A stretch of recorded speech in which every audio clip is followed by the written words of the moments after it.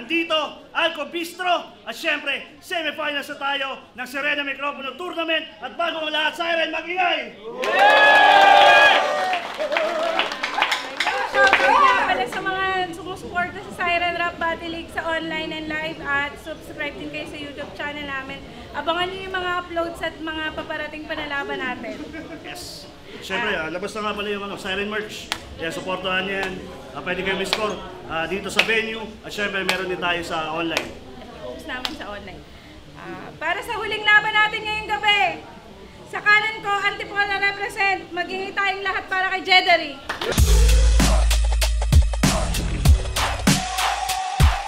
Gusto ko lang pasalamatan si Julius Aragon ng JA Cup. At siyempre, gusto ko i-shoutout yung mga Brad, mga tropa na sumuporta ngayong gabi. At shoutout na rin kay Hudas dito sa clothing na inan niya. Yun. Yun, good luck. At sa kaliwa ko naman, Antipolo na represent pa rin. Maghingi tayong lahat para kay R-Zone.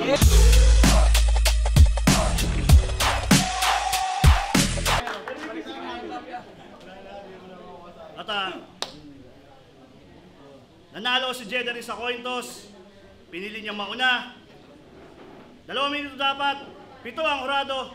Semifinals na tayo. Tournament battle. Pakinggan natin. Unang banat, Jedary. Game?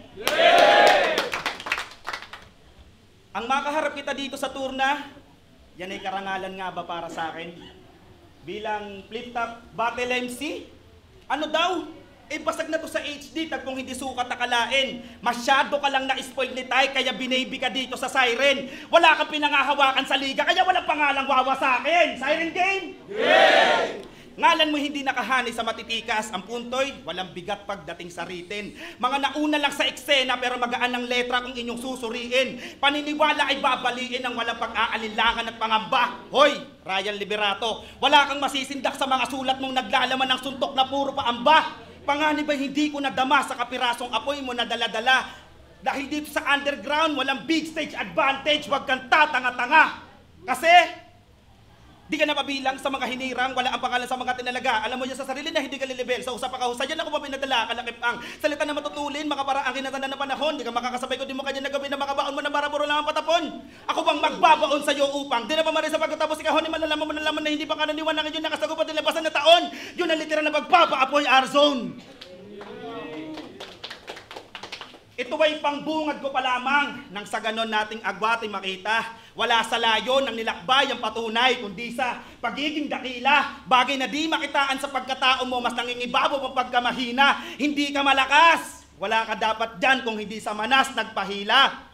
Ang lahat ay walang bisa kung sa nakaraang laban mo ko sisipatin. Kain lang sa akin tong hinain niyo sa hapag, walang palag nakikilawin. Kung sasabayan ako neto sa taludturan, panigurado na hihigain. Oo, ako ang nasa ilalim. Yan ang patunay na nasa baba ang ginto. Miminahin. Mali ka ng pagkakakilatis, huwag kang bumase sa dikta ng tenga mo't mata. Mahusay ka tumahi, ngunit mababaw, naging mabili lang ang produkto. Kasi nga, mura ang dala. Asan ang pagiging makata kung tunay na mahal mo ang sining? Asan? Katotohanan na malagi ka sa basic line, hindi mo yan matatakasan. Habang ako sa kalaban ng atake, erekta sagad. Wala na pasikot-sikot, husay laban sa husay, palaging palag. Ang pagkitil ko sa mga bumabalagbagay, wala kong habag. Mas detalyado ko puminta kaysa sa'yo, kaya mas nanunuot ang pagkakahayag. Barag. Unang banat! Gang! Gang! Siya nga pala si Jedary. Veterano daw ng Antipolo, yun ang pakilala nito. Hari ng rap contest at siya daw ang pinakamahusay na twistero. Pwes nasa maling panahon ka na. Huwag kang nagpipiling eksperto. Hindi na uubra yung mga nagbabaga mong kataga na tumutupi ng yero. Yun ba ilalamang mo sa akin? Veterano ka, twistero? Yun ba ilalamang mo sa akin? Twistero ka at veterano? Paano kami maniniwala? Ako mula floodway, tumawid ng motos hanggang sa flip-top pinagpala. Lamang ka sa karanasan, nakakainis, wala kang banges, lang hiya ka. Kasi nagpakilala ka ngang mabilis, pero di ka mabilis na kilala. Hindi mo mapapakinabangan yung skills mong yan. Saksakan ka ng wak.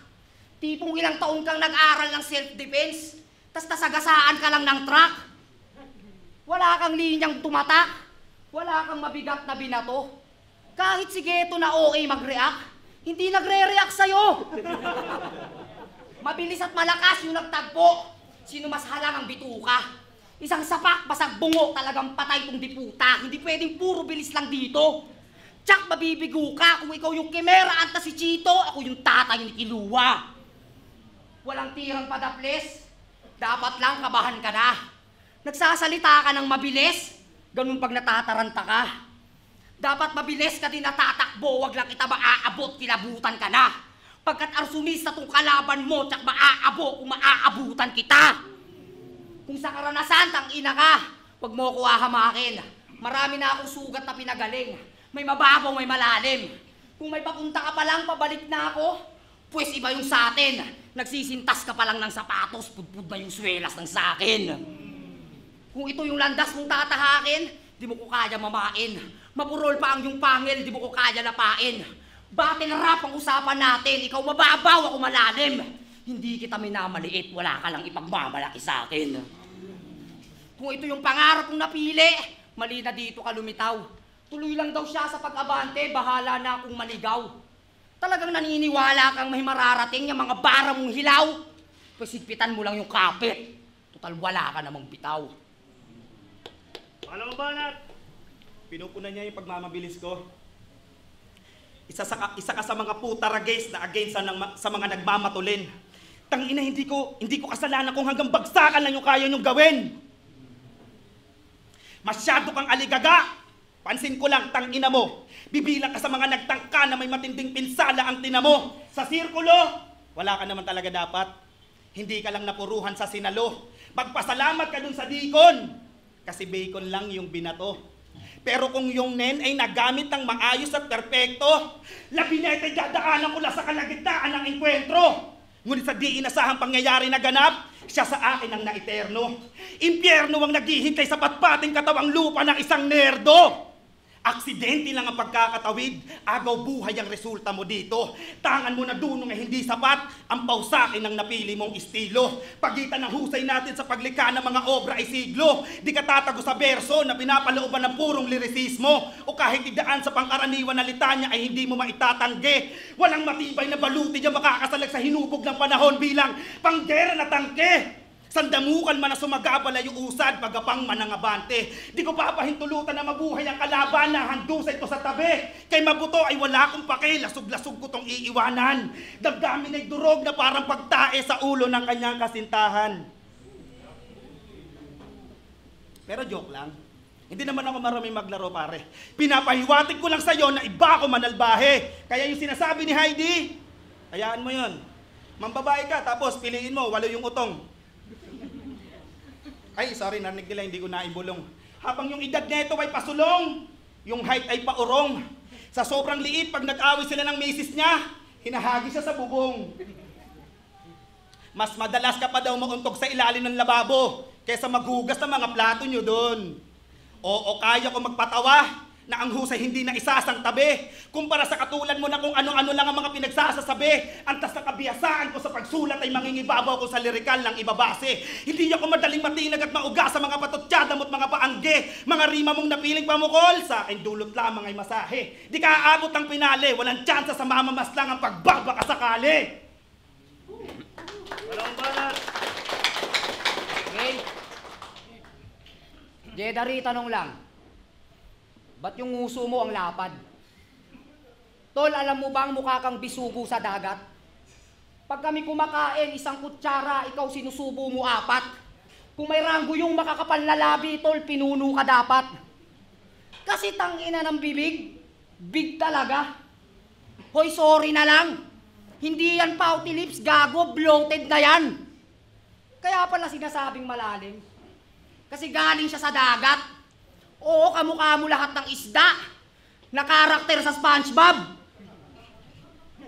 Payag ka nun pag nakaharap ka yung bibig mo oblong. Sana all putang ina, repin bikini bottom.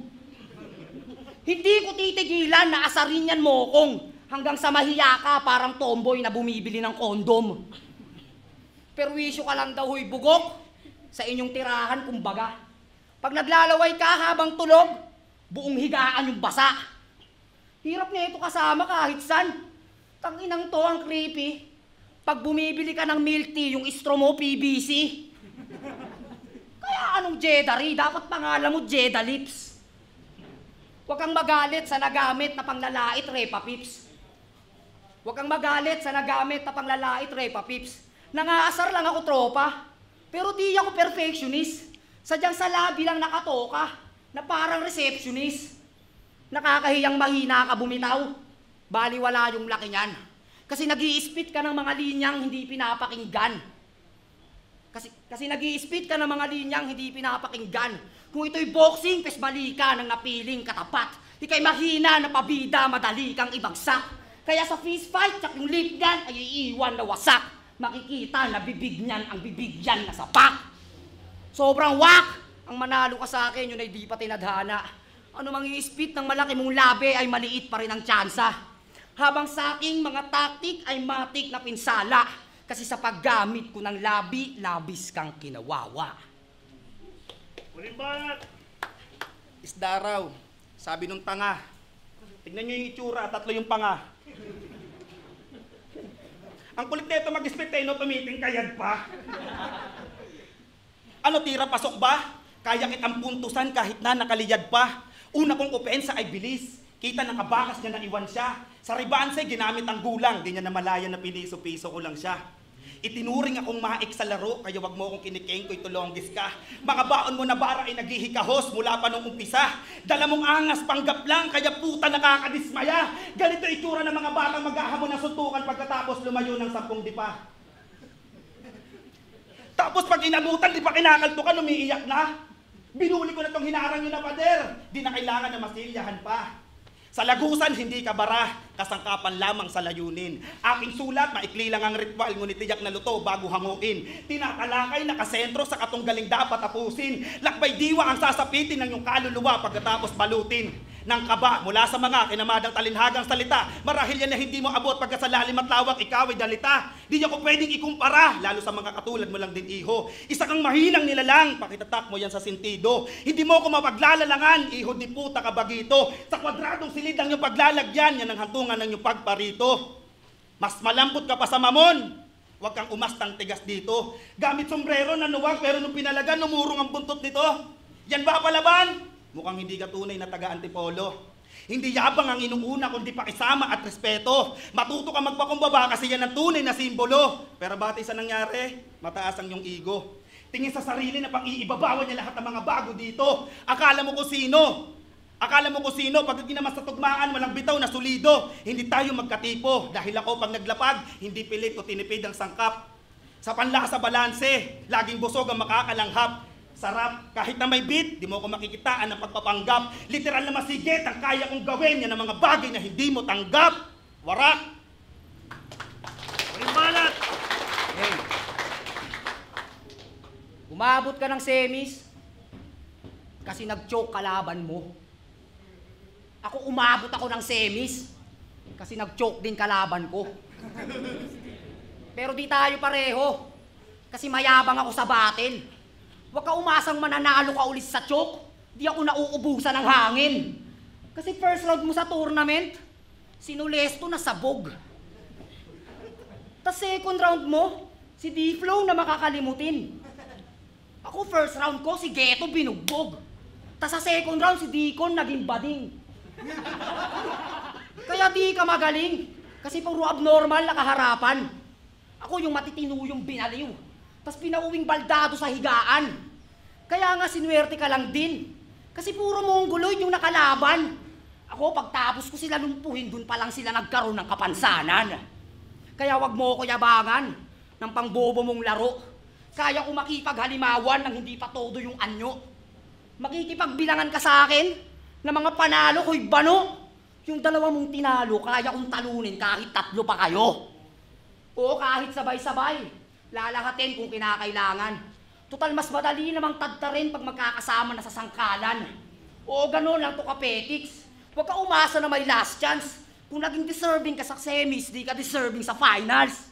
Kasi parehas lang din taga-Antipolo. Pero walang dayong tatratuhin. Pero mararanasan pa rin ng bobong to kung paano maltratuhin. Di ako magpipigil sa aking plano, siya ay klarong tatalunin. Pagtapos bigyan ng L itong kabaryo ay kalbaryo aabutin. Hindi ito para sa'yo tanga, wala kang pwesto sa ganito. Kaya ka nandito sa laro para gawing laruan ko. Pero wala namang masama na maging kalugar to. Ang akin lang sa battle rap, alamin mo lugar mo. Kasi anong kung saan ka nakaapak, teritoryo mo pa rin. Eh wala ka dito kahit right, sarap mo lang kaliwain. Dahil sa titulo kaya ka sumali, walang magiging sayo men. Yung paglilibingan mo lang ang masasabi mong sarili mong lupain. Mula kay Geto, Deacon at Jedari, ito na ang patunay na lahat ay binaon sa pinamalas kong husay. Sa binungkal ko na malalim, 3 na silang nakahandusay. Hinihintay na lang si Lucid bago ko tabunan yung hukay. Yun, magigay para sa laban na yun!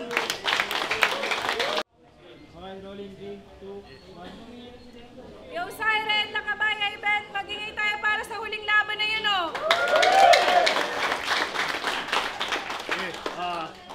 Okay, malaking shoutout nga pala ulit sa Motos Battle League, kina M-Side, syempre sa lahat ng mga judges natin, kina Vicente, kina Mot, Dave Denver, G-Clown, Blazer, at Amanda. At ayun, Siren, Nakabaya Event, semifinals ng Serena Microphone Tournament. 7 ang hurado. Ang resulta, advancing sa finals, 7-0. Magingay tayo lahat para kay R-Zone. Yo, shoutout sa kumpare at kumare ko na nandyan, ano? Si Alimar at si Mika, at sa kumpare ko rin na si Noli. Maraming salamat. Subukan bumawi.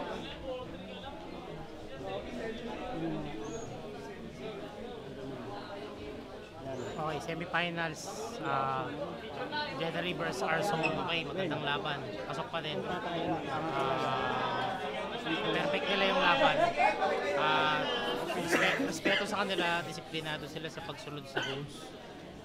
Tapos yung laban is para yung isa rumarat-rat, yung isa two-liner. Kaya nga, kitang-kita yung kaibahan. Oo, perfect. Maganda yung mga banat ni Jeddah, mabilis. Yung mga suntok. Pero yung ano ba, sabihin natin, mabilis pero mahina yung damage. Tapos si R-Zone naman 1-2-1-2 pero makati. Tapos mas nagustuhan ko yung mga angulo saka content ni R-Zone. Tapos medyo nagaanan ako sa sulat ni Jeddah. Mabilis, maganda yung flow. Pero sa laban na to, pang tournament talaga yung ginawa ni R-Zone. Yo, Vicente.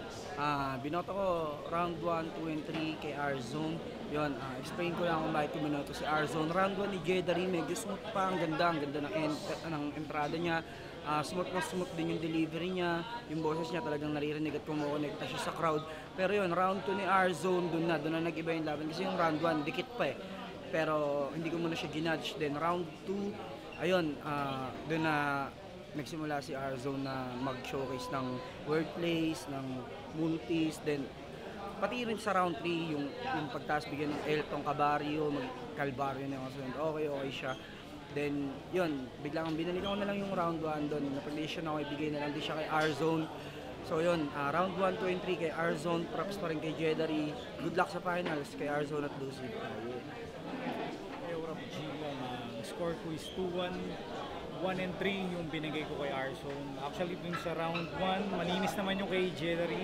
Pero palagay ko mas lumamang ng punches si R-Zone. Then sa round 2, halos same lang din yung kay Jeddah. May konting dragging si R-Zone. So yung round 2 binigay ko para kay Jeddah. Pero sa round 3, dito na mas lumamang si R-Zone sa punches, sa angle, pati na rin dun sa ender. Palagay ko mas na-execute ng maayos ni R-Zone. So yun lang. So, Blazer nga pala at binoto ko si R-Zone. Magandang laban din siya. Si R-Zone, kitang-kita yung pagiging veterano niya sa battle rap kumpara kay Jedari. Maayos niya na isi-set up yung mga angle na niya napipili. Pares naman silang maayos tumugma. So, ano sila eh, yung mas poetic lang bumanat si Jedari, pero mas aral ni Arson kung ano yung gagawin sa isang rap battle, lalo tournamento. Yung 1 binigay ko kay Arson at saka yung round 3, yung round 2 slight binigay ko kay Jedari dahil nagkakaroon na ng mga stumble si Arson doon. So may mga part na hindi rin lumalanding kasi Jedari naman laging malinis, flawless din. Minsan lang talaga lalo sa ganitong tournament, syempre pag nag-speed rap, di ba? Ang hirap kasing puntusan ng speed rap kasi ang laki nung kakainin na doon sa mga linya mo. So kung puntusan mo man, parang magka-count lang siya as 1. Hindi kagaya ng pagka ang latag ng sulat mo, pabagsakan. So nai-highlight mo every lines. So para sa akin, mas lumalamang talaga si Arson pagdating doon sa bilang ng punchline niya. Pero salute pa rin kay Tol Jedari, ganda laban. Yun, siyempre, yung Jedari, okay naman yung pag-i-speak mo. Kahit iboto ko naman si Jedari, wala rin eh. 6-1 magiging boto eh. Kaya binoto ko na lang din si Arson. Hindi, Arson yun. Yung, para sa akin yung round 1 to 3, kahit medyo may konti lang naman, starter ni Arson, pero Arson lagi. Sorry. Yung binoto ko si Arson, halos konti lang yung lamang niya kada round eh. Pero para sa akin lumamang siya kada round. Pero konting-konti lang, pumapalag naman si Jedari. Pero mas natripan ko yung mga reference na ginamit ni Arson. Mas kita yung gigil niya, pero sana sa finals mas kita niya pa yung performance niya sa ginawa niya dito. Pero yun, para sa akin sa laban na to, mas lamang si Arson para sa akin. Kaya binoto ko si Arson. Yun, binigay ko all 3 rounds kay Arson. Para sa akin, mas well-rounded siya. Tsaka yun din, lamang na lamang siya sa paggamit ng rhyme. Parang mas disiplinado talaga si Arson. Pang battle talaga. Si Jedari, okay yung mga punto niya, maganda, tas yung presence, yung delivery andun. Pero parang parang effortless niya binibitaw yung mga gusto niya sabihin. Parang wala na masyadong laro. Yun, parang mas lumamang lang talaga sa dynamic, sa rhymings si Arson para sa akin, sa bigat din ng mga punchline. Arson, good luck sa finals.